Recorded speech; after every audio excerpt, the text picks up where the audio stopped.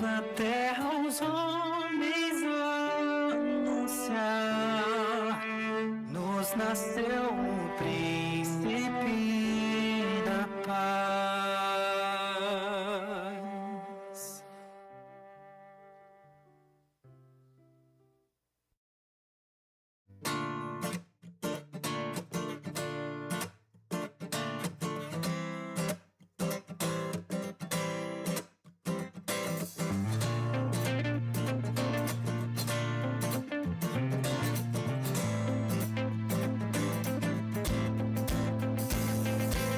Eu descobri que tudo aqui não vem de mim.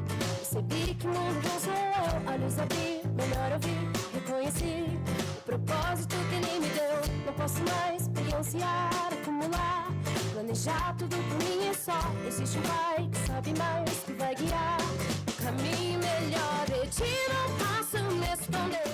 Os olhos do Senhor sobre mim estão. Meu tudo quero oferecer, pois pouco do que sou vem de ti.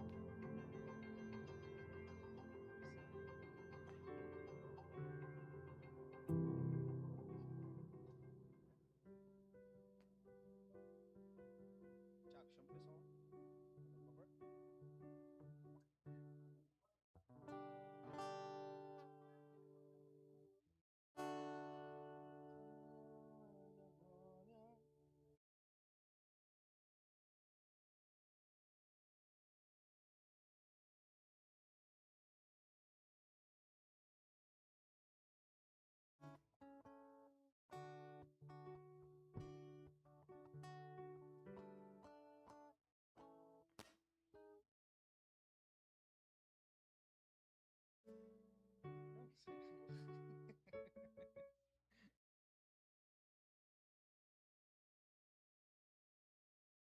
Eu tô esperando o povo chegar lá, meu pastor.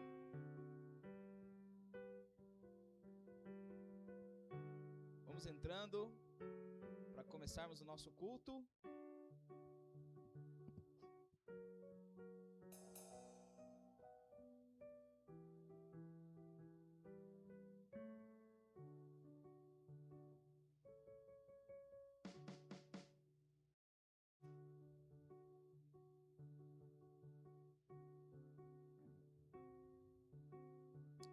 Boa noite a todos os irmãos. Vamos dar início a mais um culto ao nosso Deus e pedir para que Ele nos conduza em adoração ao Teu santo nome. Abra sua Bíblia em Isaías, capítulo 61, verso 1 e 2. Nós iremos ler uma profecia de Isaías, e essa profecia é uma profecia messiânica. Ela diz respeito a Jesus Cristo. Ela diz assim: o Espírito do Senhor Deus está sobre mim, porque o Senhor me ungiu para pregar as boas novas aos mansos, enviou-me a restaurar os contritos de coração, a proclamar a liberdade aos cativos e a abertura de prisão aos presos, a pregoar o ano aceitável do Senhor e o dia da vingança do nosso Deus, a consolar todos os tristes. Como eu disse, essa profecia é uma profecia messiânica, e o mais interessante é que o próprio Cristo fala sobre ela e diz que o cumprimento dela se dá na sua primeira vinda. Lá em Lucas capítulo 4,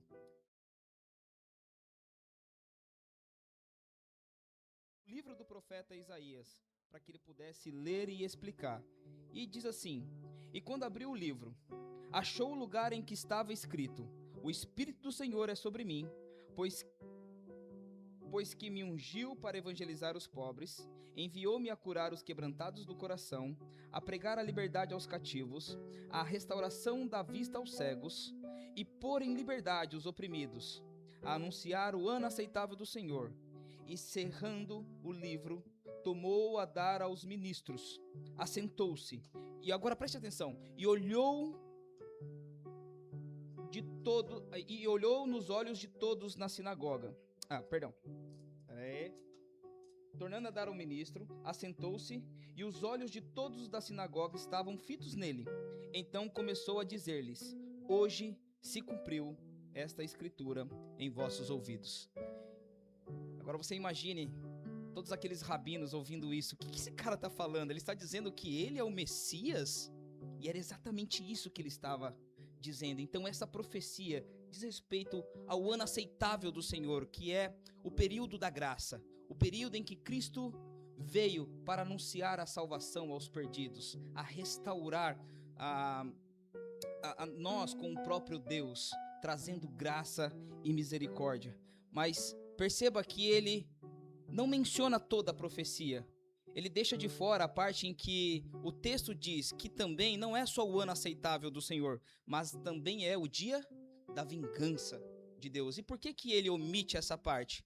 Porque esse cumprimento se dará na sua segunda vinda. Se na primeira vinda ele vem como um cordeiro para ser imolado, para trazer graça e misericórdia, nessa segunda vinda, o texto de Apocalipse capítulo 5 diz que ele virá como leão da tribo de Judá. Ele não virá mais como um servo humilde, mas ele virá como rei em toda a sua majestade e plenitude, amém? E é por esse dia que nós ansiamos. Nós desejamos que o cordeiro que foi imolado volte para nos resgatar como o leão da tribo de Judá, aquele que é todo poderoso. É por esse dia, e o primeiro louvor falará desse dia, desse retorno de Jesus Cristo, como este rei, cheio de toda a sua majestade. Eu peço que você se coloque de pé e cante bem forte esse hino. É um hino bem conhecido, é um hino onde nós renderemos glória, glória a este leão da tribo de Judá, que virá para reger todas as nações. Amém?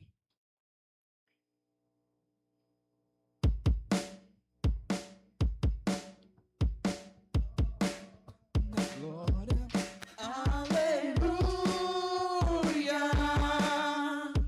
Glória, glória, aleluia.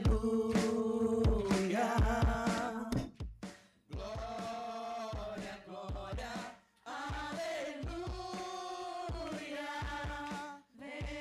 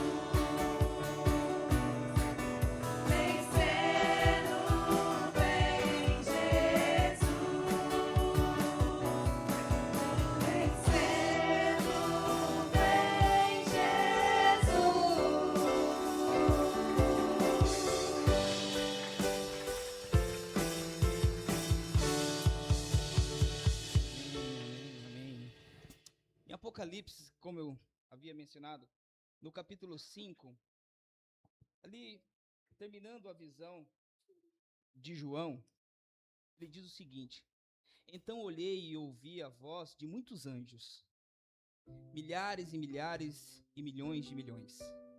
Eles estavam rodeando o trono, bem como as criaturas viventes e os anciãos, e cantavam em alta voz: digno é o Cordeiro que foi morto, de receber poder, riqueza, sabedoria, força e honra, glória e todo louvor. Depois ouvi todas as criaturas existentes no céu, na terra, debaixo da terra e no mar, e tudo o que neles há. E eles diziam: ao que está assentado no trono e ao Cordeiro sejam o louvor, a honra, a glória e o poder pelo século dos séculos. Amém.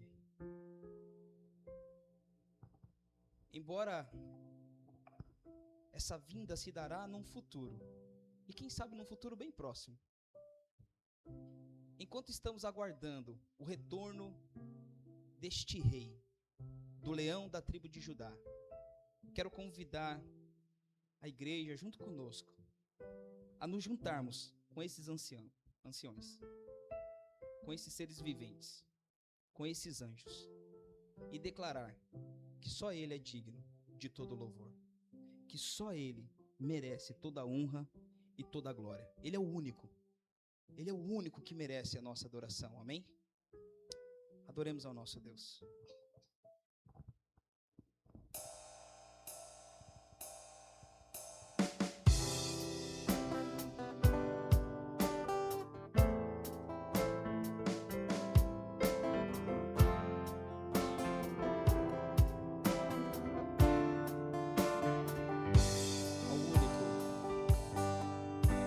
Ao único que é digno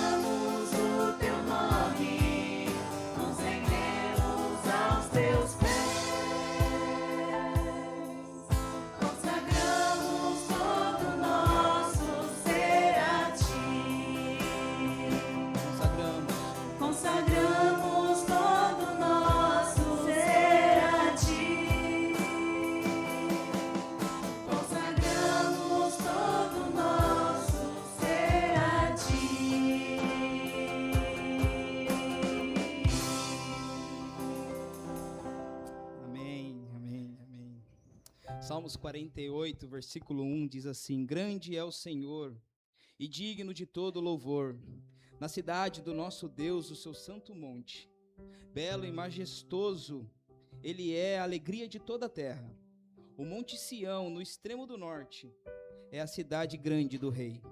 Nas suas cidadelas, Deus se revela como torre segura. O povo hebreu adorava a Deus por Deus ser um Deus forte e poderoso em guardá-los de seus inimigos. E a cidade de Jerusalém sempre foi uma cidade forte, onde Deus usava como escudo para proteger o seu povo. E por isso eles louvavam a Deus e declaravam que esse Deus é tão grande, é tão forte. E nós cremos e servimos este mesmo Deus. E temos uma proteção muito superior a deles, porque nós somos guardados não em uma cidade cercada por montes, mas somos guardados no seu próprio Filho, Jesus Cristo. É em Cristo que nós, a igreja, é guardada por Deus. E por isso que nós iremos declarar, cantarmos esse salmos, cantando: grande é o Senhor e muito digno de todo o louvor. Amém?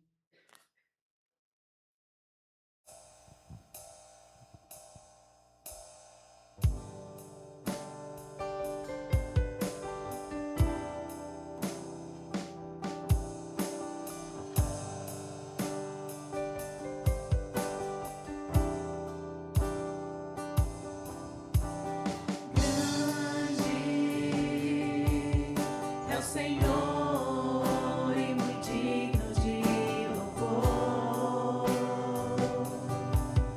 Na cidade do nosso Deus, seu santo monte,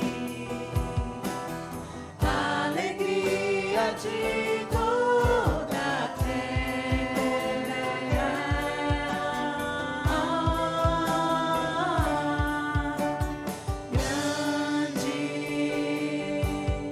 É o Senhor em quem nós temos a vitória e que nos ajuda contra o inimigo. Por isso diante dele nos prostramos.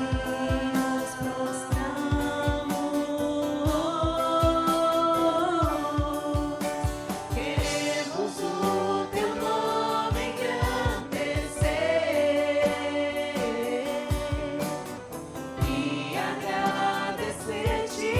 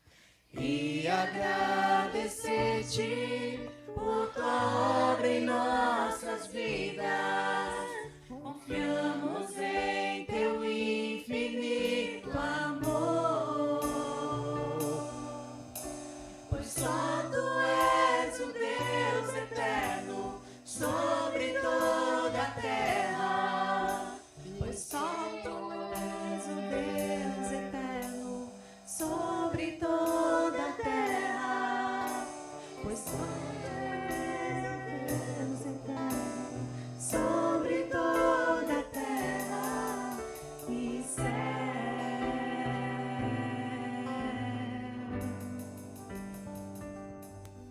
Amém. Te louvamos, Senhor, que o Senhor é glorioso, que toda a glória seja rendida ao Senhor. O Senhor é o único Deus, verdadeiro, eterno, grande, tremendo, maravilhoso, e que nos dá essa oportunidade nessa noite de louvarmos a Ti. Te agradecemos, Jesus. Em Teu nome oramos. Amém. Amém. Você pode sentar um minutinho. Eu quero ler um texto que me veio à mente ao cantar esses louvores. Está em Judas, lá no finalzinho da Bíblia, antes de Apocalipse. Judas é uma pequena, curtíssima carta que é interessante, que diz que teria um outro propósito. O autor quer falar acerca da salvação, quer falar das coisas concernentes à vida com Cristo, mas há tanto ataque, tanta bagunça, tanta deturpação do evangelho na igreja, que ele despende aí uma página da nossa Bíblia para falar sobre isso. Falar sobre esses ataques, sobre homens perversos que transformam a sã doutrina em algo para benefício próprio. Mas a carta encerra falando para aqueles da igreja, aqueles salvos. No verso 20, dizendo: quanto a vocês, amados, no meio dessa bagunça toda, que você depois pode ler em casa rapidinho, vocês edifiquem-se na santíssima fé que vocês têm, orando no Espírito Santo. Vocês mantenham-se no amor de Deus, enquanto aguardam a misericórdia do nosso Senhor Jesus Cristo para a vida eterna. Vocês tenham compaixão daqueles que duvidam. Salvem outros, arrebatando-os do fogo, ou trazendo eles para a salvação, né? A outros ainda mostrem misericórdia com temor, odiando até a roupa contaminada pela carne, odiando tudo aquilo que é pecaminoso. E ele encerra a carta falando para aquele, um canto de louvor, para que aquela igreja tão atacada, tão bagunçada, que parece tanto com o nosso mundo atual, colocasse os olhos naquele, assim diz o verso 24, aquele que é poderoso para protegê-los de tropeçar, e é poderoso para apresentá-los sem mácula e com grande alegria diante da sua glória. E cantamos: ao único Deus, nosso Salvador, sejam a glória, a majestade, o poder e a autoridade por meio de Jesus Cristo, o nosso Senhor, antes de todos os tempos, agora e para todo sempre. Amém. É com os olhos nele que nós devemos estar nessa noite, no meio de toda a bagunça da nossa semana, no meio de toda a bagunça da vida. É com os olhos nele que devemos estar diante de tantos falsos evangelhos que surgem, tantas doutrinas estranhas, tantas coisas que bagunçam o nosso entendimento. É para Cristo que devemos olhar. É para Jesus, aquele que é poderoso para proteger-nos de tropeçar. Aquele que é poderoso para nos apresentar lá naquele dia final, sem mácula, sem pecado, com grande alegria e diante da sua glória que cantamos. Ao único Deus. É para Ele que devemos olhar. Para Jesus, o nosso Senhor. E para Ele devemos render glória, devemos render majestade, devemos reconhecer sua autoridade, porque Ele é Senhor antes de todos os tempos. Agora, nessa noite e para todos sempre. Amém. E assim seja. Nossos olhos nele. Nossa motivação de estarmos aqui nele. Nossos cânticos. Nosso coração, nossa mente nele. Tudo em Cristo Jesus. Que é o único que pode nos sustentar na bagunça que é essa vida. E nos levar para esse dia glorioso com ele. Sem mácula. Só ele pode fazer isso. E o convite nessa noite é olhar para ele. Para esse Deus tão glorioso, tão maravilhoso, tão grande que não conseguimos imaginar, que é o único capaz de nos salvar, capaz de nos dar vida e vida em abundância. Olhe para Ele nessa noite, inclusive durante o momento de dízimos, ofertas, olhe para Ele, não para as coisas dessa vida, não. faça com um coração grato, se quiser, se tiver esse desejo no coração. Mas faça de coração grato. E você que nos visita, faça, mas não se sinta constrangido a fazer. Não se sinta constrangido, por favor. Esse é um momento de também louvor e glória a Ele, com os nossos olhos fixos nele. Quero orar mais uma vez, e aí depois, na sequência, teremos esse momento de ofertas. E já na sequência, as crianças vão para a salinha continuar aprendendo desse único Deus glorioso e majestoso, ali na língua delas. Vamos orar? Bendito Senhor, nós te louvamos, porque o Senhor é aquele único poderoso para nos impedir de cair em falsas doutrinas, cair em pecado, cair em olhares egoístas para o mundo, para o outro, para as coisas dessa vida. Deus, coloca os nossos olhos no Senhor. A vida, a realidade, não é sobre nós, não é. Por vezes nos sentimos grandes, achamos que as coisas giram em torno de nós. Não, nunca foi. É tudo sobre o Senhor, para o Senhor.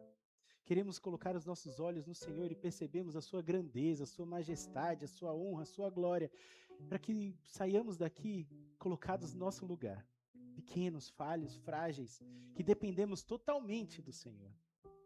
Os nossos olhos estejam aí, em Ti e em Ti somente. E pode nos apresentar sem mácula naquele dia final, com grande alegria diante da sua glória. Coloca os nossos olhos lá, já na eternidade, porque sabemos que o Senhor morreu por nós naquela cruz. E aqui estamos para louvar e engrandecer o Senhor que é Rei, que é Senhor, soberano, desde os séculos passados, agora e para todos sempre.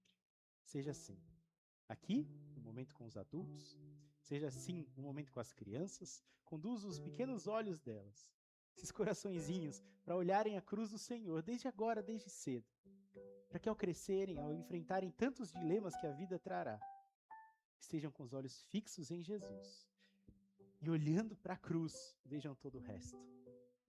Como os nossos dilemas são pequenos diante da tua cruz. Que seja assim para eles. Cresçam nessa perspectiva, cresçam na sombra da cruz do Senhor, cresçam diante da tua glória e aprendam ali nesse momento a estarem quietos, quietados diante da tua majestade, assim conosco também. Por isso te honramos, te glorificamos e agradecemos, orando no seu nome. Amém. Amém. Aberto o momento de ofertas, fique à vontade, como eu disse, não constrangido, faça com gratidão no coração. E crianças, Deus abençoe vocês. Vamos lá para a salinha.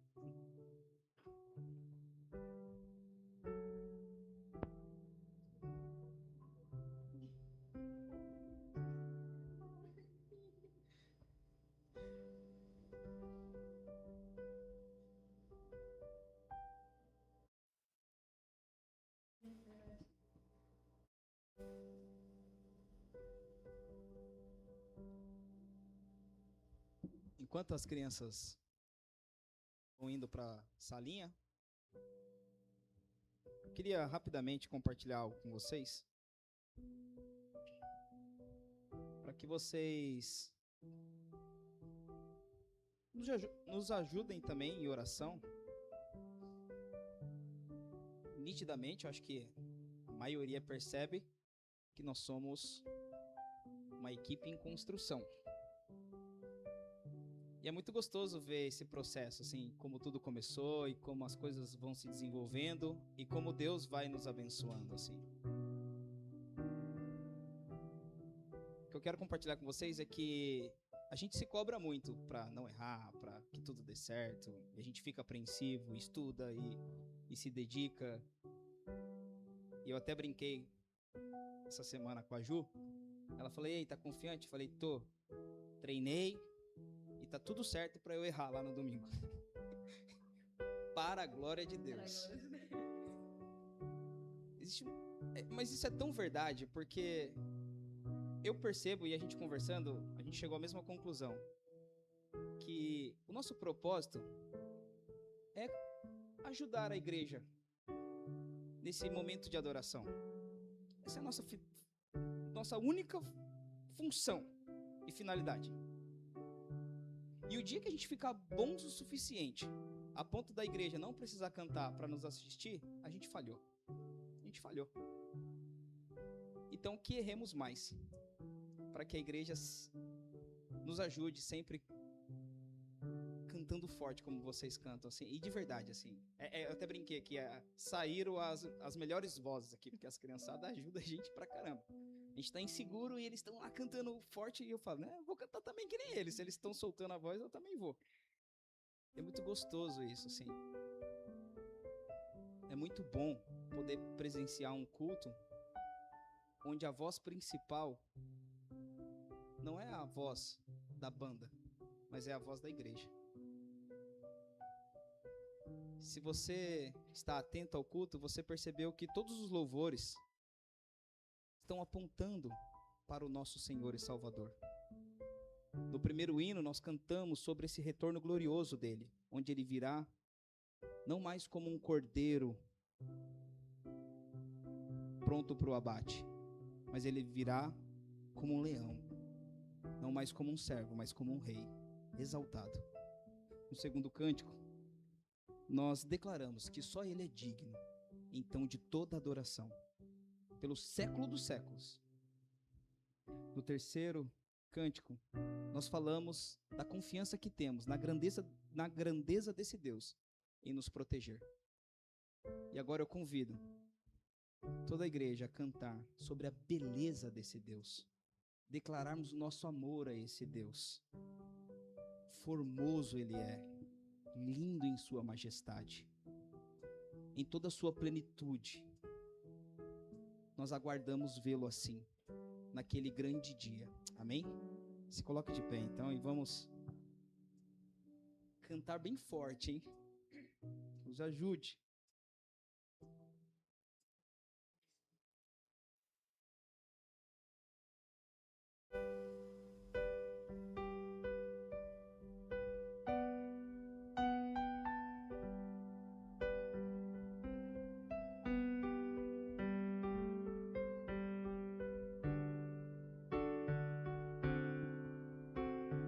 Quão formoso és, Rei do universo. Tua glória enche a terra, enche o céu. Tua glória enche a terra, tua glória enche o céu. Tua glória enche minha vida, Senhor.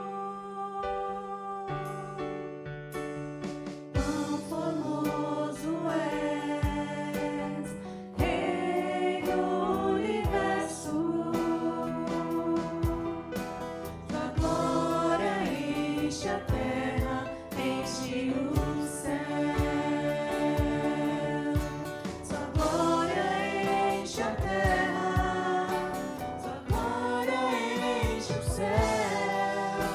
Tua glória enche minha vida, Senhor. Maravilhoso é estar em tua presença. Maravilhoso é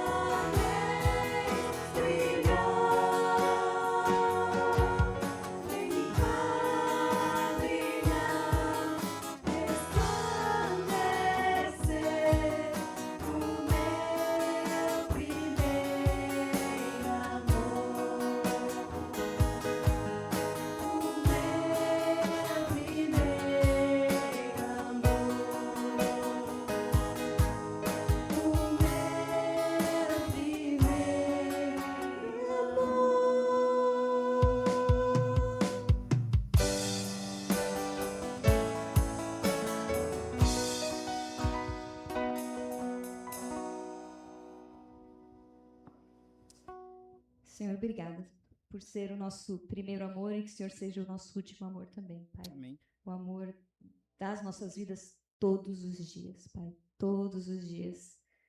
Que o Senhor seja entronizado no nosso coração, no nosso viver. Cada passo que a gente dá, Pai. Cada passo inspirado pelo Senhor, ousado pelo Senhor, ensinado. Queremos nos parecer com o Senhor a cada dia, Pai. Mas para isso a gente precisa crescer, amadurecer, ouvir mais a sua palavra, Pai. Então nos ajuda a buscá-lo mais, a calarmos mais o nosso interior para ouvir a voz do seu Espírito Santo que habita em nós. Inclusive, obrigada, Senhor Jesus, por morrer numa cruz por nós e por enviar esse conselheiro que nos acompanha todos os dias e que absolutamente transformou a vida de cada um aqui, Pai. Então, nós te louvamos e agradecemos em nome de Jesus, nosso irmão mais velho, que morreu na cruz por nós. Amém.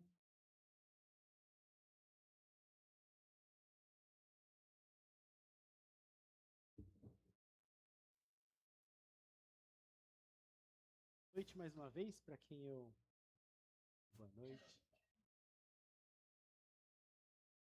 Vimos na nossa série em Tessalonicenses, 1ª e 2ª Tessalonicenses, ainda no primeiro capítulo. Se você estava aqui na semana passada, vai lembrar, se não eu vou te recapitular ou te faltar do que falamos. Estamos num assunto, para muitos é complexo, espinhoso, não sei qual termo usar aqui necessariamente, mas que causa um pouquinho de conforto no ouvido. Falamos sobre eleição. E eu te convido sinceramente se esse tema te incomoda um pouco, volta. Não estava aqui, vai lá no YouTube, dá uma assistida, anota os pontos, senta para conversar, dialogar. Mas a síntese e o resumo do que falamos é que, apesar de ser, sim, um assunto polêmico para o nosso tempo, não podemos sair de um contato com esse tema negando a escolha de Deus. A forma necessariamente que cremos como isso se dá, mas não podemos negar que se dá. Escolhidos por Deus, Paulo usa esse termo nos versos 4 e 5, a gente vai reler já já, falando sobre a igreja de Tessalônica, uma igreja escolhida por Deus, mas que não só era uma igreja escolhida, que batia no peito, sou escolhido, sou eleito de Deus, não, definitivamente, era uma igreja que vivia o Evangelho. Colocava em prática essa salvação, essa eleição, essa escolha de Deus. Eles viviam na presença do Espírito, capacitados, cheios do poder. Também leremos esses versos, estou aqui fazendo um apanhado de tudo que falamos. Convictos, convicção inabalável de quem eram. Isso resultou em algo que é o que veremos hoje nessa noite. Iremos falando, sim, sobre essa escolha, porque o pedaço ali, o parágrafo que estamos estudando começou assim, mas veremos hoje a forma prática, como isso desenvolve na prática cristã, na vida cristã mesmo. Então, já abre aí comigo em Tessalonicenses, 1 Tessalonicenses, capítulo 1. Quero reler com você o verso 2 ao 5. E aí, isso que eu falei, de alguma forma saltará do texto aqui, novamente aos nossos olhos. Depois da introdução, Paulo diz no verso 2, inspirado pelo Espírito Santo de Deus, então, palavras do Altíssimo Deus. Diz assim: sempre damos graças a Deus por todos vocês, mencionando-os em todas as nossas orações. Lembramos constantemente, diante de nosso Deus e Pai, do trabalho de vocês que resulta da fé, do esforço motivado pelo amor e da perseverança proveniente da esperança no nosso Senhor Jesus Cristo. No verso 4 da semana passada, sabemos, irmãos, amados de Deus, que Ele os escolheu. Por quê? Por que sabemos isso? Por que Paulo afirmava isso? Porque o nosso evangelho não chegou a vocês somente em palavra. E aqui não estamos falando da palavra de Deus, mas o discurso, essa é a ideia. O evangelho não chegou somente àquela igreja através de um discurso, de uma declaração, mas também em poder, no Espírito, em em plena convicção. Vocês sabem como procedemos entre vocês em seu favor.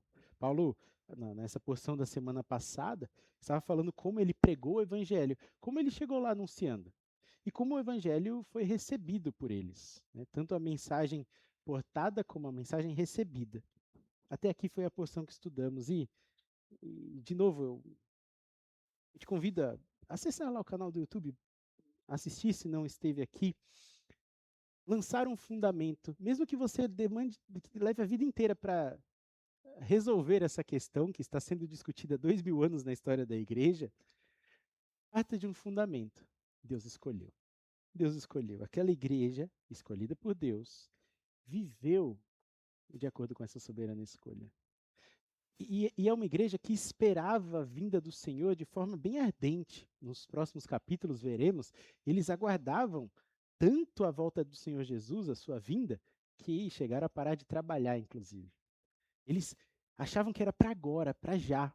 Eles foram lá viver e mergulharam na igreja, mergulharam nos afazeres de Deus, no serviço ao Senhor. As cartas falam muito sobre isso, as duas, né? 1ª e 2ª Tessalonicenses. Mas eu quero focar nessa noite em como essa escolha de Deus se desenrolou na vida deles, como igreja e principalmente como indivíduos. Esses eleitos, esses escolhidos, e novamente, talvez essas palavras deu aquela coceirinha no ouvido, não deveriam dar, porque o que falamos na semana passada, por vezes quando falamos desse tema, nossa mente é assaltada, levada para questões de importância menor. A Bíblia, quando postula esses assuntos, quando fala sobre essas doutrinas, fala para nos trazer segurança, paz. Fala para que estejamos seguros e certos nas mãos de quem estamos. Essa é a ideia. Essa é a ideia que está permeando por todos os textos que falam sobre esse tema. Estamos na mão de um Deus soberano, que cantamos, e quão maravilhoso é cantar sobre esse Deus tão grande, tão maravilhoso, majestoso. Estamos na mão de um Deus gigantesco, lemos agora em Judas, poderoso para nos impedir de cair. Essa é a ideia. Essas palavrinhas, por mais que nos causem um pouquinho de estranheza em alguns contextos, estão aqui para nos lembrar que estamos nas mãos do Criador do Universo, nas mãos de Deus Todo-Poderoso. Como Ele escolhe, podemos até discordar, mas não podemos negar que Ele escolheu. Verso 4, novamente. Sabemos, irmãos, amados de Deus, que Ele os escolheu, porque o nosso Evangelho não chegou somente em palavra, mas também em poder, no Espírito Santo, convicção. Essas 4 características, vamos chamar assim, palavra, discurso, sim, mas também poder, pessoas empoderadas por Deus. Até brinquei, não para sair levitando por aí, soltando poder, não é isso, mas para terem esse poder, empoderamento de serem transformados. Poder que não é nosso. Transformação de vida genuína. Presença do Espírito, a 2ª característica. 3ª, presença do Espírito. E a 4ª, uma convicção. É discurso, sim. Eu falo que sou salvo, mas eu vivo com uma salvação, de acordo com a salvação que eu professo. E essas 4 características agora, no texto de hoje, vão desembocar, enfim, vão culminar e chegar em 4 atitudes práticas desses escolhidos de Deus. 3 ações práticas que fluem quase que de forma palpável mesmo e materializam essas características de um eleito, de um escolhido, enfim. E antes de entrarmos no texto propriamente dito, eu quero já contar uma história que vai nos acompanhar ao longo da exposição, que ilustra muito bem essas atitudes práticas da igreja de Tessalônica. Uma história até conhecida de um parlamentar, um político inglês, chamado William Wilberforce. Não sei se você já ouviu falar dele. William Wilberforce. Ele foi, assim, parte da elite inglesa, 200 anos atrás. Rico, influente, brilhante, inclusive, ainda muito jovem, entrou no parlamento inglês, né, ingressou na carreira política. Ele tinha ali, naquele ambiente, amigos poderosos, prestígio, nome, futuro, brilhante futuro. Mas ele vivia numa sociedade que crescia e se desenvolvia baseada no tráfico humano, tráfico de escravos. E até então isso não o incomodava, não o perturbava. Mas algo muda na vida dele. Depois de 5 anos na política, um homem que poderia construir sua própria reputação, deixar as suas próprias marcas no mundo, construir carreira, influência, status como um político, poderia. Mas ele, depois de 5 anos ali naquele cargo, naquele posto, conheceu Jesus genuinamente, convertido. Conheceu o evangelho da graça do Senhor Jesus Cristo, que chegou rasgando tudo nele. Absolutamente tudo. Uma transformação que não se deu de imediato, mas que culminou em algo muito prático. Floresceu nele essa vontade, essa paixão de colocar em prática esse evangelho que alcançou. E isso mudou completamente a forma como ele chegava à vida, inclusive. Ele passou a entender que a existência dele não era para propagar o seu próprio nome ou para deixar suas próprias marcas no mundo, não.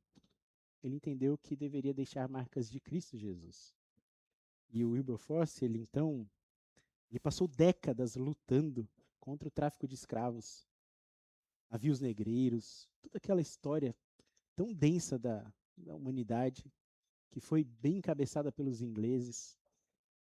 Ele foi um dos precursores de leis contra o tráfico de escravos. Agora você imagina lutar contra esses grandes poderosos.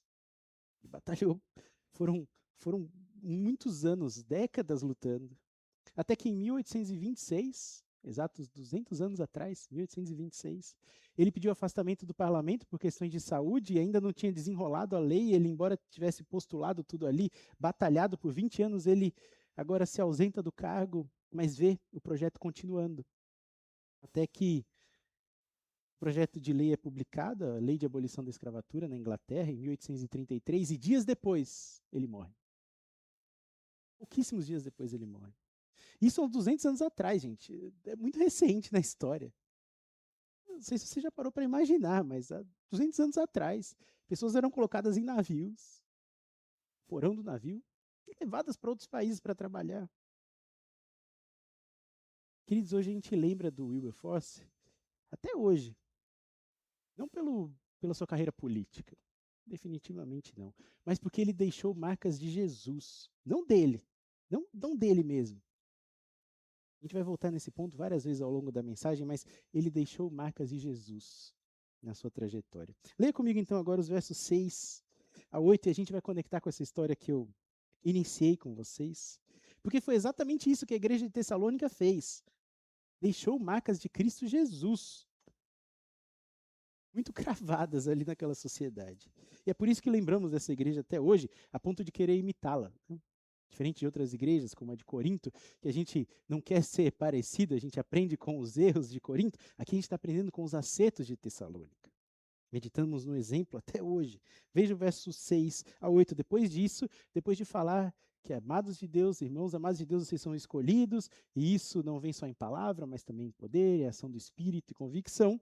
Aí vem o verso 6 dizendo, de fato, vocês se tornaram nossos imitadores do Senhor. Pois apesar de muitas aflições, receberam a palavra com alegria que vem do Espírito Santo. Assim, tornaram-se modelo para todos os crentes que estão na Macedônia e na Acaia. Porque partindo de vocês, propagou-se a mensagem do Senhor na Macedônia e na Acaia. E não somente isso, mas a fé que vocês têm em Deus também se tornou conhecida em toda parte. E ao finalzinho do verso 8 começa uma nova sessão, são os resultados dessas ações práticas, né? O resultado é que não temos necessidade de dizer nada mais sobre isso. Esse resultado veremos na semana que vem. Mas hoje eu quero focar nessas 3 atitudes que esses 3 versos trazem. 3 atitudes muito práticas daqueles escolhidos por Deus. O verso 6 diz que eles se tornaram imitadores de Paulo, sim, mas do Senhor, imitadores do Senhor. O verso 7 diz que eles se tornaram modelo para todos. E o verso 8 diz que através deles propagou-se a mensagem do Senhor. Imitação, modelo ou marcas, a gente vai falar sobre isso, e propagação da mensagem. Imitação, marcas e propagação da mensagem. Então, começando pelo verso 6, a gente vai relendo esses versos várias vezes, Diz assim: vocês de fato se tornaram nossos imitadores e do Senhor. Mas apesar de muitas aflições, esse povo era aflito, sofria. Perseguições em outras versões, receberam a palavra com alegria que vem do Espírito. Queridos, imitar é seguir de forma prática e viva um exemplo. É seguir, é encarnar esse exemplo. Parece coisa simples para nós. Eu imitar fulano. Não tem muito segredo nesse verso. Mas é de difícil assimilação, de difícil aplicação na vida prática. Um meme aí agora, né? É sabor alguma coisa, né, pessoal? Não é parecer com, não é só parecer, é imitar mesmo, ser idêntico, cópia, xerox. Essa é a ideia, imitar. Não é só parecer, é fazer igual. E Paulo está dizendo que eles fizeram igual. Paulo, mas não só Paulo, fizeram igual ao Senhor. E se você observar bem o contexto, Paulo saiu de Tessalônica, você vai ler isso lá em Atos 17, verso 5 em diante. Na introdução da série a gente falou sobre isso, mas você pode depois dar uma lida. Paulo sai de Tessalônica porque alguns judeus ficaram com inveja da mensagem que ele trazia, reuniram várias pessoas que o texto fala que eram desocupadas e tudo mais, e tentaram prender Paulo e a equipe missionária, né? E não achando, prenderam outro cidadão ali que hospedava Paulo na casa, tanto que ele teve que pagar fiança. Então, o clima ali de Tessalônica é de perseguição. Os judeus de Tessalônica fizeram com que uma cidade ficasse alvoroçada e que via o cristianismo não com bons olhos. E é nesse contexto que um grupo de cristãos decide imitar Cristo. Percebam que não é uma coisa só, eu vou imitar Jesus. O cristão. Não. Trazia, inclusive, para eles risco de vida, assim como trouxe para o apóstolo Paulo e as pessoas que estavam com ele. E Paulo resume, sintetiza essa história aqui no meio do verso, no apesar de muitas aflições. Esse povo estava aflito. E mesmo assim imitava. Aflito. Perseguido. Com medo. Imitar Jesus nem sempre vai trazer benefícios para a gente, não. Nem sempre vão olhar para você, para mim, e dizer, olha só que lindo, que pessoa paciente, cheia de amor. Olha que legal. Como é gostoso estar ao lado dessa pessoa? Não, nem sempre. Eu diria que é na menor parte das vezes que acontece isso. Por mais que você sim seja cheia de amor, cheio de paz, carregue a paz de Jesus nos ambientes que você chegar, imitar Jesus nem sempre vai ser benéfico para nós. Teremos aflições. Jesus disse isso, inclusive, em João capítulo 16. Nessa vida teremos aflições. Mas tenham bom ânimo. Bom ânimo esse que ele fala que os tessalonicenses tinham, né? Porque Jesus venceu o mundo. Extrema aflição. Mas eu estou imitando Jesus. Porque minha aflição chega nem perto da dele. Extrema aflição de se entregar numa cruz por mim, por você, pelos tessalonicenses, pelo Wilberforce. Jesus sofreu uma extrema aflição, que é a nossa. E por que deveria ser diferente conosco? Não deveria. Imitar Jesus é seguir seus passos, viver como ele viveu. É seguir de forma prática, ativa, não se assemelhar somente, não dizer que é cristão somente. É isso. Como eu disse, parece simples, vou imitar Jesus. Olha que legal. Tem um livro antigo, década de 90, eu acho, Nos Seus Passos, o que faria Jesus? Né? Ficou famoso, best-seller. A ideia não é só pensar o que Jesus faria, não. Eu não sei, porque não tem no texto. O fato é que eu quero imitar ele. Essa caminhada. Não é o que Jesus faria no meu lugar, é o que eu devo fazer se eu quiser ser parecido com Jesus. O que eu devo fazer? Como eu devo viver? Uma mudança radical de vida. Parece simples, mas é de dificílima aplicação. Mas eu tenho que te dizer, para isso que a igreja de Tessalônica foi escolhida. Para isso que nós fomos escolhidos. Para sermos mais e mais e mais parecidos com ele todos os dias, imitarmos Jesus. Wilberforce, ele imitou Jesus, ele imitou o nosso Redentor, que é o único que livra da escravidão, não é? Jesus é que faz isso, que ama independentemente da cor da pele. É Jesus, é o único que ama todos indiscriminadamente. Ele não faz acepção de pessoas, nunca fez. Foi fácil para o Wilberforce seguir Jesus, imitar Jesus? Claro que não, definitivamente. Você imagina, 20 anos batalhando contra esses grandes poderosos, riquíssimos, parlamentares. Não deve ter sido nada fácil. E o relato da história dele diz que não foi. Brigar com magnatas, com pessoas que lucravam muito às custas de outros, lucravam raptando pessoas da África para trabalhar nos seus campos do Novo Mundo. Uma batalha intensa que ele travou. Não só em palavras, mas em poder, capacitado pelo Espírito, em plena convicção do que ele deveria fazer. Percebam? Imitar Jesus é essa atitude de alguém que olha para a realidade e diz: não tem outro caminho senão trilhar o mesmo caminho que o meu mestre trilhou. Essa é a primeira atitude que meditamos, né? E isso requer obrigatoriamente de nós essas características: poder, espírito, convicção, palavra. Ninguém conseguirá imitar Jesus, não conseguirá imitar Jesus, se não for genuinamente um escolhido por ele. Não vai. Porque não há um poder em si para que se imite Jesus. Eu não consigo, é o Espírito habitando em mim.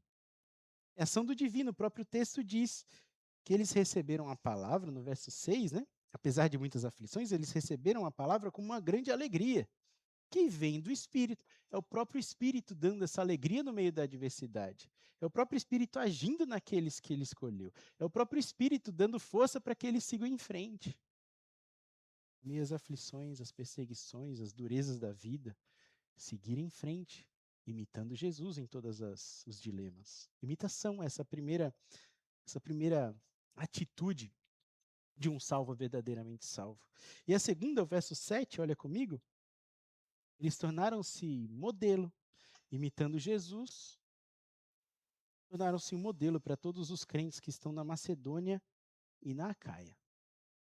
Queridos, Macedônia e Acaia é como se fossem dois estados brasileiros.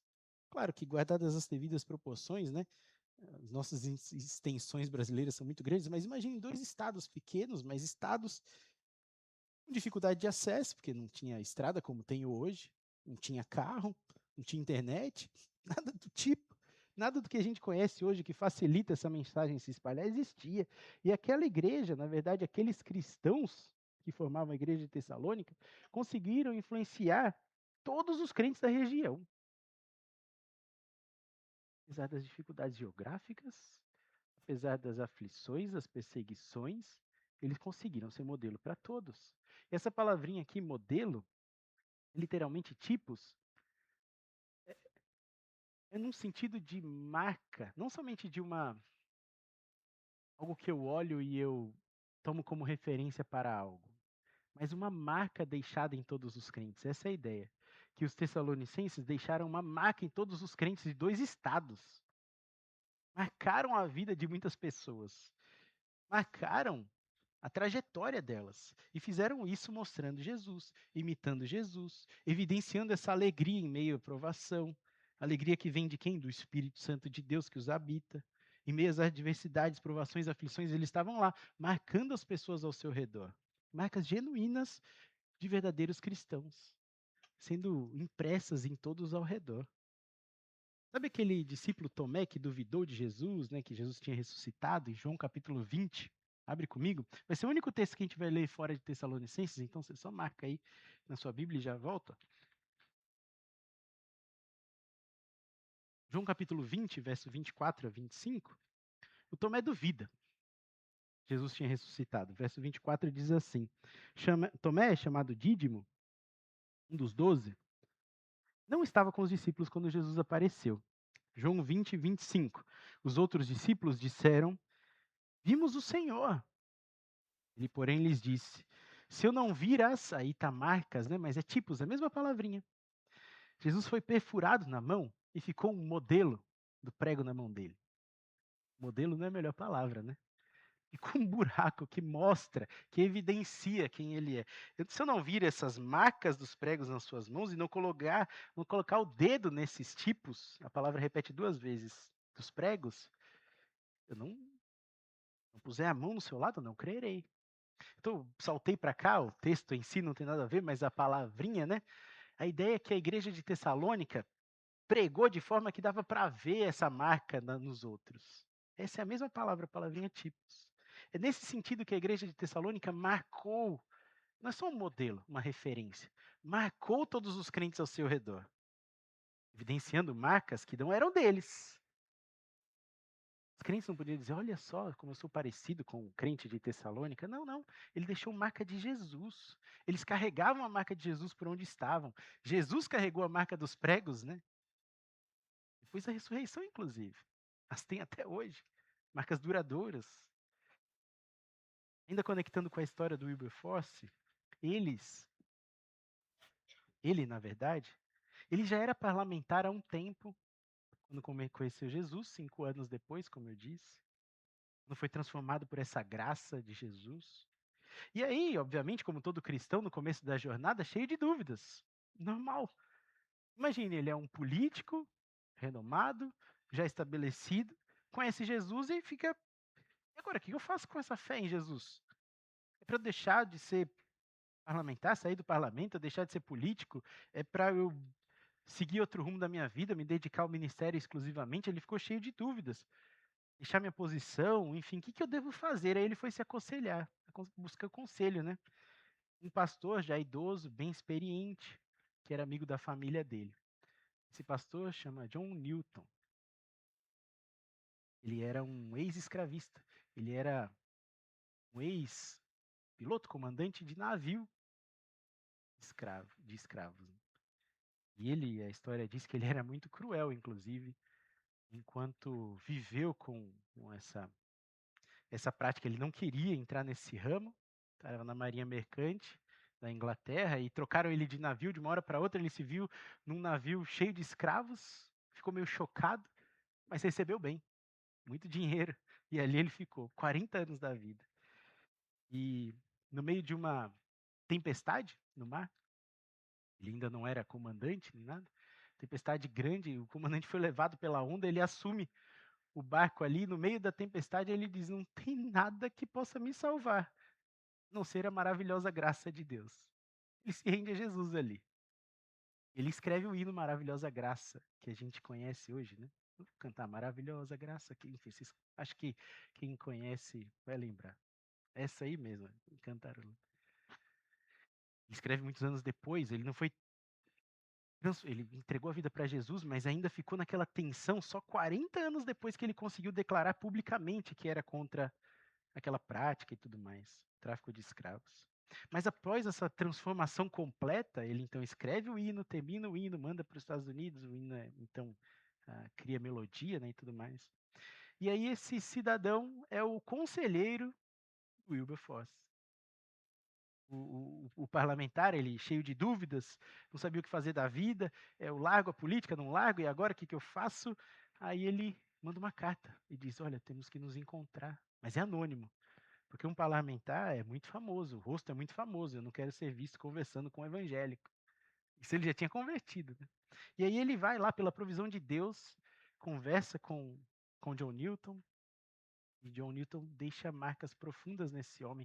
Foram 2 anos de discipulado, 2 anos de intensa prática, marcando a vida do Wilberforce, até que em algum momento da vida ele disse, eu estou certo, e eu creio que o Senhor levantou você para o bem da nação. Vai lá, não sai do parlamento.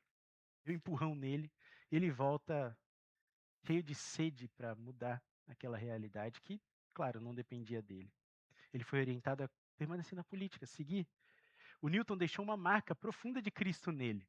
Estava cheio de dúvidas, tudo bem, é normal para quem acabou de converter. Mas essa marca resultou em propagação do evangelho, através de política, através de leis. É o verso 8, quero ler com você. Ali onde ele foi colocado por Deus e ali onde a igreja de Tessalônica foi colocada, partindo de vocês, vocês que imitam Jesus, que são modelo, que deixam marcas nas pessoas ao redor, partindo de vocês, propagou-se a mensagem do Senhor na Macedônia e na Acaia. E não somente isso, mas a fé que vocês têm em Deus também se tornou conhecida em toda parte. aquele cidadão parlamentar convertido que não queria nem conversar com o evangélico, porque não queria ser visto com o evangélico, agora é declaradamente um cristão no parlamento e batalha contra algo que certamente desagrada a Deus. Depois de ser muito discipulado, orientado, ele vira um dos cristãos mais famosos da esfera pública, a ponto de sua fé ser conhecida por toda parte, absolutamente toda parte, até hoje, a nós aqui. Muito semelhante à igreja de Tessalônica. Muito semelhante como nós deveríamos viver, na verdade. Sermos imitadores de Jesus, deixando marcas nas pessoas e contribuindo para a propagação do evangelho. Foi assim com Tessalônica. Na verdade, com os crentes de Tessalônica, né? Porque a igreja em si não faz nada, são os crentes da igreja que fazem, né? Não o prédio. Foi assim com Tessalônica, foi assim com John Newton, foi assim com Wilberforce, e deve ser assim com a gente, não deve ser diferente. Imitar Jesus, deixar marcas nas pessoas, contribuir para a propagação do evangelho.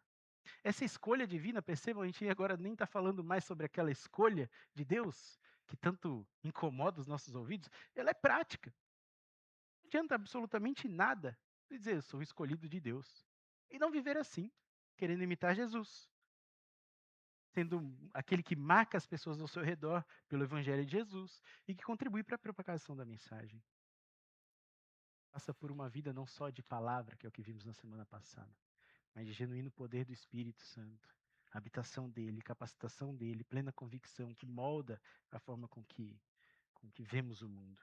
Pessoas que espelham, imitam a vida de Jesus, copiam a vida de Jesus em tudo, deixando marcas onde estão e assim propagando a mensagem por onde vão. É dessa forma que a nossa fé será conhecida em toda parte. É dessa forma que o nome de Jesus será conhecido em todo lugar. Pessoas que entendem que são escolhidas por Deus jamais poderiam se vangloriar e dizer, bater no peito é que eu sou um bambambam mesmo, fui escolhido, olha só. Não tem nada, absolutamente nada em nós. Não tinha em Tessalônica, não tinha no John Newton. Ele estava no navio negreiro lá, ele estava lá carregando gente para um lado e para o outro, ganhando muito dinheiro com isso. Não tinha absolutamente nada no Wilberforce, nada que Deus olhasse assim, olha, esse merece. Nada em nós, absolutamente, biblicamente, e Paulo fala isso em Romanos 3, não há um justo sequer, absolutamente nenhum, ninguém que faça o bem. Ninguém. Somos todos igualmente condenados diante de Deus, pecadores, carentes da graça. Nossa conduta, caráter, trajetória e herança, jamais poderíamos aguardar a vinda do Senhor. Jamais. Mas aguardamos. Graciosamente aguardamos seu retorno, sua vinda, na certeza de que estaremos lá. Mas não porque há algo em nós. Assim fosse, se foi por algo que eu fiz, poderíamos dizer às pessoas, então me imite. Para que imitar Jesus? Imita a mim. Faça como eu fiz. Viva como eu vivo. Mas não é assim. A carta à igreja de Tessalônica deixa claro, absolutamente claro, que a atitude central é apontar para Jesus, e Jesus somente, porque Ele é o único que nos salva, Ele é o único que é digno de ser marcado nas pessoas. Eles imitaram o apóstolo Paulo? Sim, o texto diz que sim. Mas porque Paulo era a referência visível deles, mas o objetivo deles era imitar ao Senhor. Vamos imitando de alguma forma aqueles que ouvimos, que conhecemos, que estão ao nosso redor, mas esse objetivo é imitar ao Senhor. Paulo fala isso, né? Sejam imitadores, meus imitadores como eu sou de Cristo. Minhas aflições da vida, a alegria da presença do Senhor em nossa vida, nossa trajetória. Essa imitação genuína, essa propagação da mensagem em todo lugar. Mensagem de quê? De prosperidade, de luxo, de crente inabalável, de um cristianismo triunfante? Não. Definitivamente. Mensagem do Senhor. O Senhor que foi até a morte, morte de cruz. Não era nada sobre eles. Mas faça como eu faço, viva como eu vivo, ore como eu oro. Não, nada disso. É tudo sobre o nosso Senhor Jesus. Cantamos isso na abertura. Falamos sobre isso. Paulo era convicto de que aqueles ali eram salvos porque a palavra chegou neles de forma eficaz e prática, evidenciada em atitudes reais. Propagação do evangelho. Eles deixaram marcas em outras pessoas. Quando a gente pensa em alguém que deixou marca de Cristo no mundo, né, talvez poucos tenham deixado tanto quanto o Wilberforce, como o apóstolo Paulo, como esses grandes homens. Mas nós somos chamados a fazer exatamente o mesmo. Deixar a marca em alguém, que vai deixar a marca em alguém, que vai deixar a marca em alguém. Não é assim? O Newton deixou uma marca no Wilberforce. Ele deixou uma marca no mundo. Milhares de pessoas livres da escravatura. Foi imediato? Claro que não. Tem gente escrava até hoje. Temos que batalhar contra isso. Mas começou um movimento de expressar Cristo na realidade política. Foram muitas humilhações, derrotas, prisão, doença. Assim foi com o apóstolo Paulo também. Assim é com todos que se propõem a imitar Jesus. Não é fácil para eles, não foi fácil para nós, não é para eles, não é fácil para nós. Mas permanecemos firmes. E sabemos que nossa missão é propagar essa mensagem.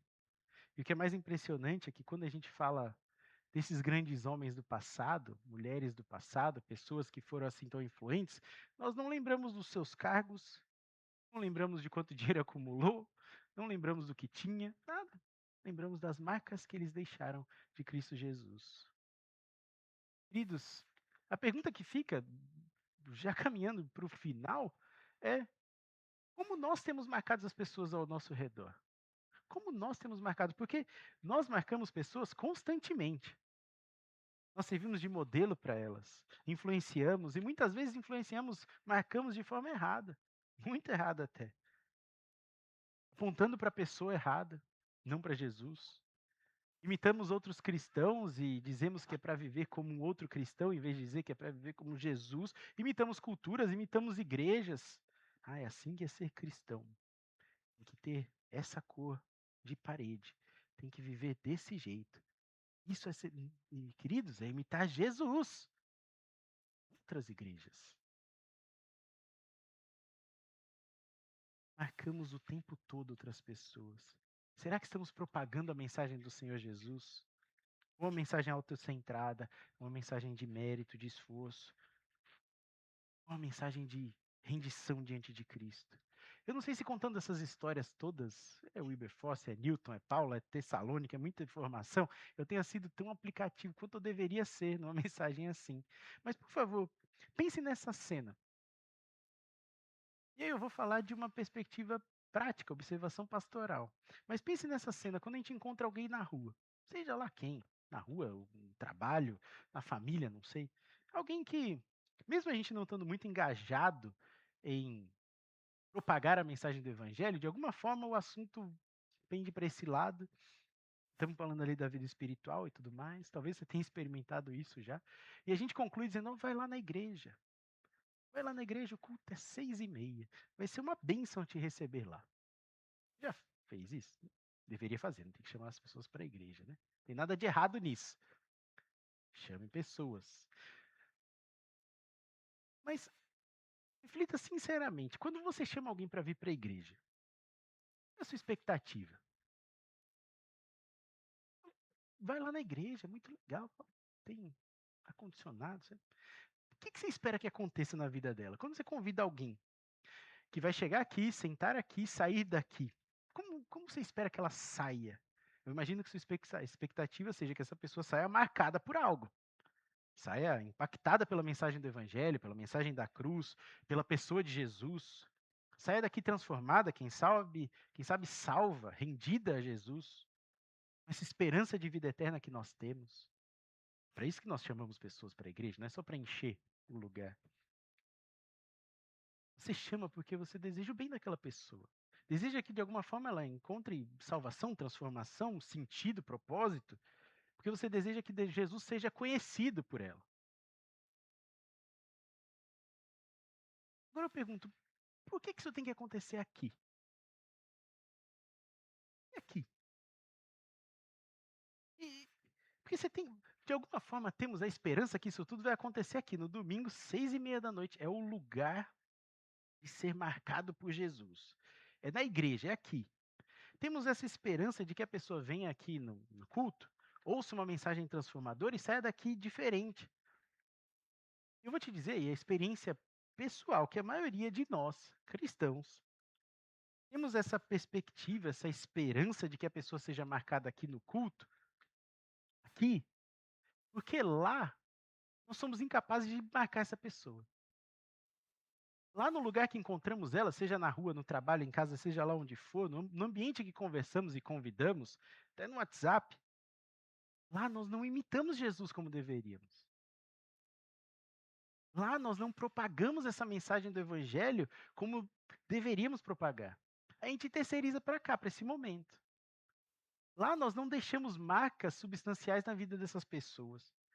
E achamos de forma tão nobre que esse convite para cá vai suprir essa incapacidade que nós temos, essa deficiência que temos, de marcá-la lá, no ambiente que ela está. Afinal, aqui tem um grupo de louvor que orou a semana inteira, se preparou, vai cantar louvores que rendem glórias ao nome do Senhor. Aqui vai ter uma equipe lá de boas-vindas que vai sorrir para mim, para o meu convidado. Poxa, vai se sentir bem. É lá o lugar de transformação. A gente convida pensando, porque lá eu ouvi uma mensagem do evangelho, porque o pastor estudou para isso, está orando lá. Lá na igreja, onde Deus vai transformar pessoas aqui, né, na igreja. Mas não, queridos. Aqui é um lugar de continuação à adoração. Sim, pode haver transformação aqui num culto, claro que sim, obviamente. Aconteceu com muitos de nós. Mas é lá no lugar que Deus te coloca, lá, que aquela pessoa deve ser marcada, impactada, transformada pela mensagem da cruz. Porque lá eu deveria ser um modelo. Eu deveria ser esse que imita Jesus em todas as circunstâncias. Lá eu deveria propagar a mensagem do reino. Queridos, eu não sei se. É porque quando a gente lê a Bíblia, a gente talvez não perceba claramente como as coisas funcionavam, mas a igreja de Tessalônica não tinha prédio. Não tinha. Auditório, equipe de boas-vindas, louvor. Esquece. Male male tinha pastor, talvez nem tivesse. Por isso que Paulo é tão insistente em mandar pessoas para lá, porque. E se tinha um pastor, ele não foi para o seminário, não teve tempo de estudar, nada do tipo. Eles não tinham uma igreja física. Eles se reuniam de casa em casa, sob perseguição, ameaça, com medo de um visitante chegar. Era assim no primeiro século. Podia ser um infiltrado do Império Romano. Não tinha essa ideia de visitantes. No primeiro século, tinha uma recepção para todos que apareciam, e o culto mesmo era só para membros. Passavam por um tempo de catecumenato, que chamava, quase 3 anos. Não tinha igreja para chamar o povo, não. Não tinha como ser lá no padeiro e dizer, ó, vai lá na minha igreja domingo. Não existe isso. E a igreja impactou, marcou pessoas de 2 estados inteiros. Eles não tinham lugar para chamar o amigo, ô amigão, vai ser um prazer te receber lá de tarde. Oh, que bênção. Você ouviu a mensagem do evangelho. Não existia culto evangelístico, nada disso. A igreja de Tessalônica se reunia no secreto. Uma baita perseguição. Paulo vai falar sobre isso no capítulo 2, ele sintetizou aqui, né, aflições, mas no capítulo 2 ele vai falar que anunciava o evangelho em meio a muita luta. Era essa a ideia. Como então a fé deles ficou conhecida em toda parte? Porque é isso que o verso 8 diz. Como que a fé daquela igreja, daqueles crentes, ficou conhecida em toda parte? Eles não tinham para quem chamar o povo para o culto. Como é que isso é possível? Eles carregavam as marcas de Jesus aonde eles iam, lá onde eles estavam. Lá no ambiente que eles fossem colocados, seja na política, seja na padaria, no mercado, pescando, não sei. Eles estavam lá. Vai trabalhar amanhã? Trabalhar. Não, você não vai trabalhar. Você vai lá imitar o comprometimento de Jesus. Vou lá imitar quem Jesus é no meu trabalho. Eu vou lá propagar a mensagem do Senhor Jesus, deixar marcas nas pessoas que estão ao meu redor. É isso que você vai fazer. Trabalhar. É o propósito da vida do cristão. Dizendo que é para você deixar para trabalhar, porque foi assim que os tessalonicenses viveram. Assim, Paulo vai exortá-los em 2 Tessalonicenses, quem não trabalhar não coma, né? Tem que trabalhar, lógico, mas você vai cozinhar, fazer uma comida, chamar a família para almoçar, legal. Não, você não vai cozinhar, não. Você vai imitar a hospitalidade de Jesus. Vai ceiar com pessoas. Vai propagar a mensagem do reino ao redor da mesa. Deixar marcas nas pessoas através da cozinha que você vai, da comida que você vai preparar. Não vai conversar com alguém? Na rua, em casa, no WhatsApp? Não, você não vai conversar com alguém. Eu vou imitar o cuidado de Jesus, eu vou ouvir o que a pessoa tem para dizer. vou dar conselhos bíblicos, vou orar por essa pessoa, vou propagar a mensagem através dessa conversa e deixar ali marcas na vida dessa pessoa. Eu vou cuidar dos meus filhos. Meus filhos ocupam metade da minha semana. Vou cuidar dos meus filhos. Não, não vai cuidar dos seus filhos. Deixa para o pagão fazer, o ímpio. Eu vou imitar Jesus no amor sacrificial e vou me dar para os meus filhos. Vou propagar a mensagem ao longo de anos na vida deles. Vou marcar essas crianças a ponto de elas serem adultos que honram o seu nome, Deus. É isso que eu quero fazer. Sabem que é mais intenso do que simplesmente ir lá e fazer as coisas? Aquele povo foi escolhido para imitar Jesus, para marcar pessoas e propagar a mensagem do reino. Sabe qual é o problema de tudo isso? Que é o maior desafio para nós cristãos? É que lá onde Deus nos coloca, lá, seja lá onde o lá for para você, esquecemos de imitar Jesus. Esquecemos. Por vezes até esquecemos que somos escolhidos de Deus. Eu estou aqui, eu estou vivendo. Queridos, nós somos chamados para andarmos como salvos por aí. Andarmos como escolhidos de Deus. É de nariz em pé? Não, eu sou salvo. Não, claro que não. Com vanglória? Não, pelo contrário. Com humildade, com olhares atentos, ouvidos atentos. Sabemos que fomos escolhidos para Deus para deixar nesse mundo uma marca que é dele, de Jesus. Exclusivamente de Jesus. Que esqueçam da gente. Deus nos escolheu, derramou sobre nós poder, o Espírito Santo de Deus. Nos deu convicção de que somos dia após dia dele, para andarmos por aí imitando Jesus, marcando as pessoas ao nosso redor e propagando a mensagem do reino. Isso não é a igreja que salva. Não foi a igreja de Tessalônica que salvou ninguém, que deixou marca em ninguém. É a pessoa de Jesus somente. É ele. Ele que se faz conhecido através de uma mensagem, um evangelho que salva, que transforma. E esse evangelho, ele não é carregado por uma instituição. Vou ser mais claro. Esse evangelho, ele não é carregado por um CNPJ. Não é. Não é uma igreja que carrega a mensagem de Cristo. São cristãos, pessoas, e você incluído. Você, Deus, onde Deus te colocar, seja luz, seja imitador de Jesus, propagador da mensagem. Marque as pessoas ao redor, não com sua ira, impaciência, intolerância, vontade própria. Não, mas com marcas de Cristo Jesus, marcas eternas, duradouras, que serão para muito além de você. Seja de Jesus, do Jesus que te salvou. Você pode querer ser o melhor pai, a melhor mãe do mundo.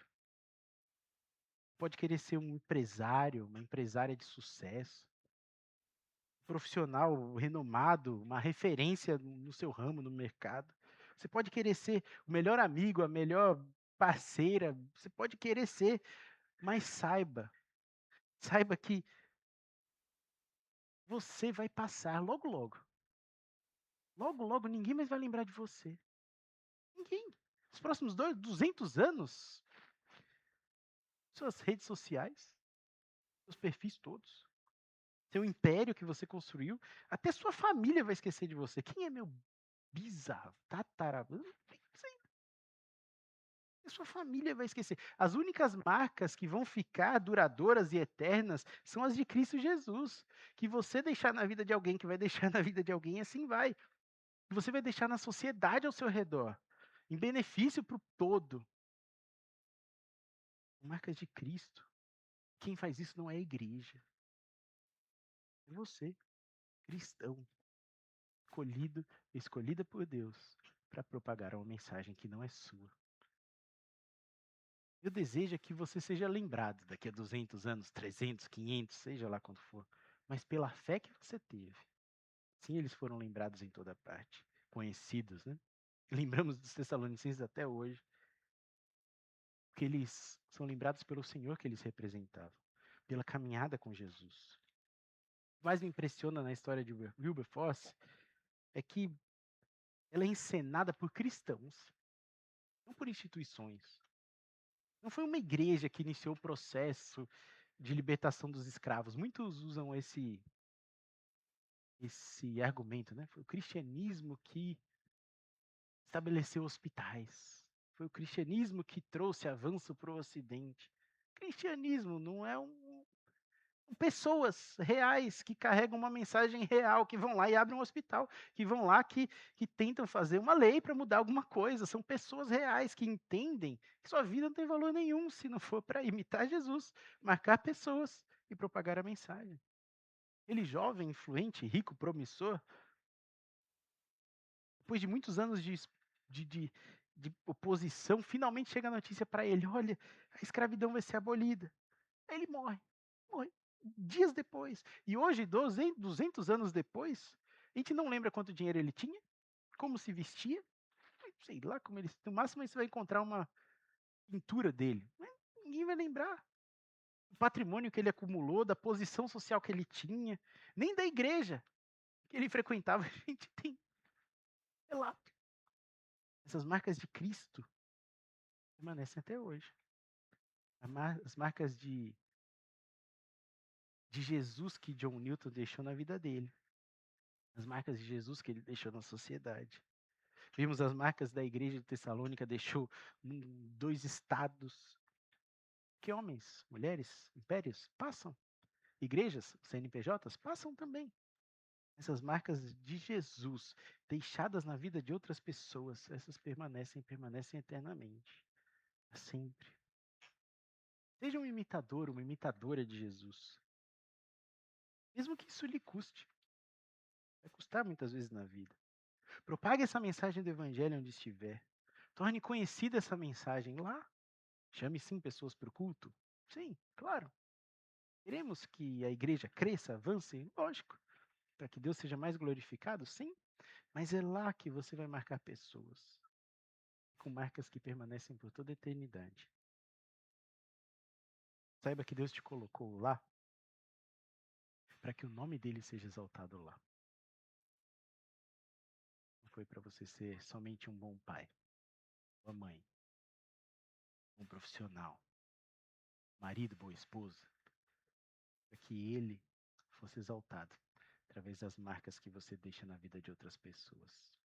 Vamos orar? Bendito Senhor.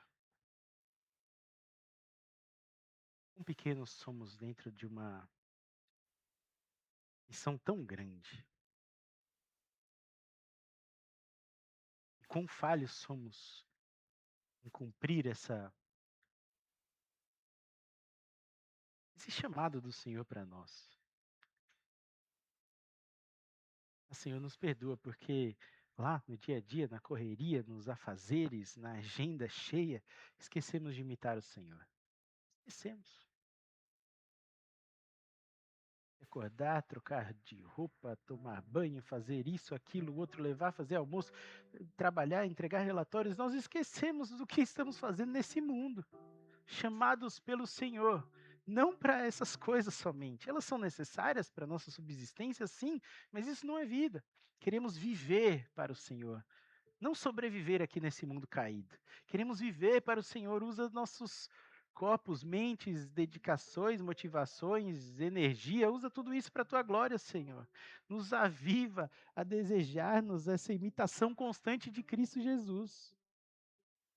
Nos ajuda, Senhor, a deixarmos marcas nas pessoas ao nosso redor, marcas duradouras, eternas. Nosso desejo, Senhor, é que muitos ao nosso redor estejam no banquete da glória com o Senhor, na eternidade. Nos usa para isso, nos usa para propagar essa mensagem, Senhor, que é muito maior que nós mesmos. Ah, Senhor, que nunca nos vangloriemos, exaltemos a nós mesmos. Nunca achemos que somos o detentor de todo conhecimento, sabedoria, somos infalíveis. Não, jamais, Senhor. Só o Senhor é. Nos coloca no nosso devido lugar, rendido diante do Senhor e da tua majestade, da tua glória, do teu poder. Para que essa vida então tenha sentido. O Senhor nos usa na esfera pública. Parlamentares, governantes, nos usa nos hospitais, os profissionais de saúde, nos usa no comércio, nos usa nos trabalhos braçais da vida, nos usa nas escolas, em casa, nos usa, Deus, nos consultórios, nos mercados, nos usa, Deus, em todos os lugares para a tua glória, Senhor.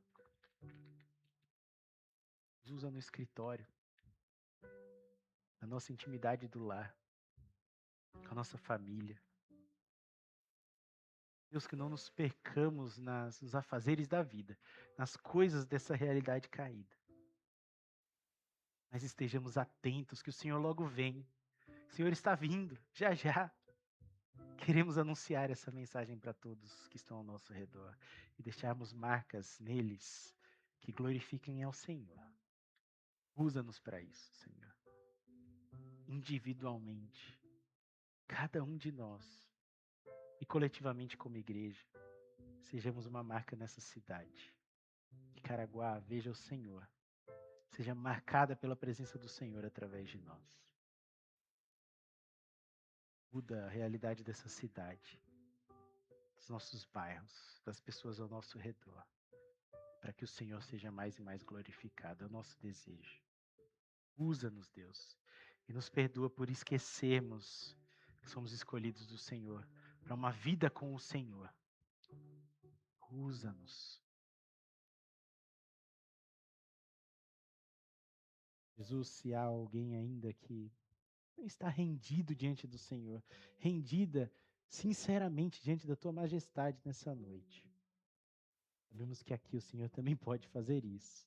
É lá sim, mas aqui também, através da mensagem do Senhor, da palavra do Senhor aplicada a corações, quebra, transforma, moe corações nessa noite, salva pessoas para a tua glória, Senhor, para que o Senhor tenha mais imitadores andando por aí, mais marcas deixadas ao redor dessas pessoas, mais proclamação da tua palavra. Seja tudo para a tua glória. Em nome de Jesus. Amém. Pode se colocar de pé. A minha oração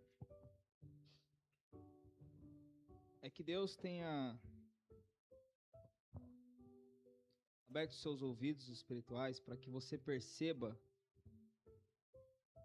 que tudo que foi feito aqui hoje foi para exaltar a Cristo Jesus. A cada texto selecionado, a cada hino cantado, bem como toda a pregação, tudo foi colocando Cristo no seu devido lugar, no centro de toda adoração. E esse último cântico é um agradecimento a isso. Nós iremos agradecer a esse Cristo maravilhoso que nos salvou e que nos instrui para que sejamos semelhantes a Ele. Deixemos marcas como essa igreja deixou nesses 2 estados, como o pastor disse. Se a gente deixar marcas no nosso trabalho, já conquistaremos grandes coisas.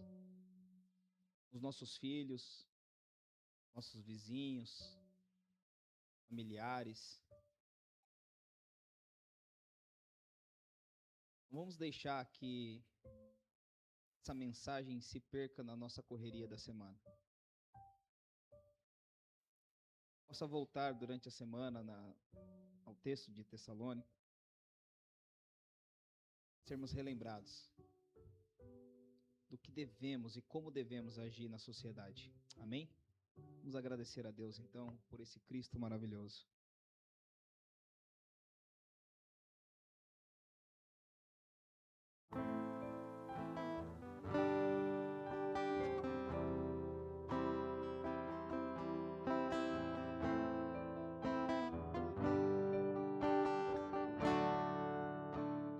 Graças eu te dou, Pai, pelo preço que pagou, sacrifício de amor que me comprou, ungido do Senhor, pelos cravos em suas mãos. Graças eu te dou.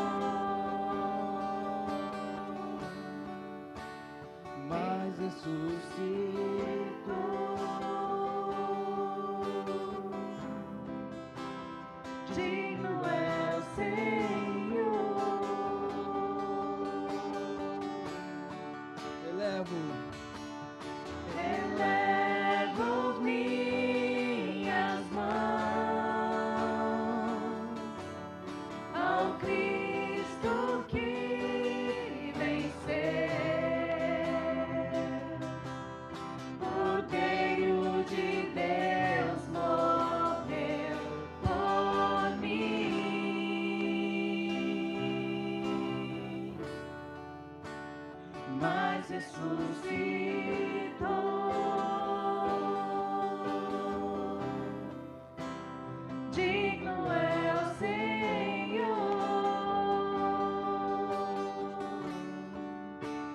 mas ressuscitou.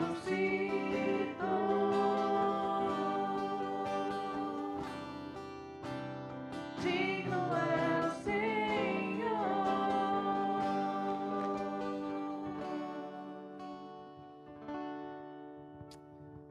Boa noite a todos. E que nosso Deus nos guarde sempre e sempre. Amém?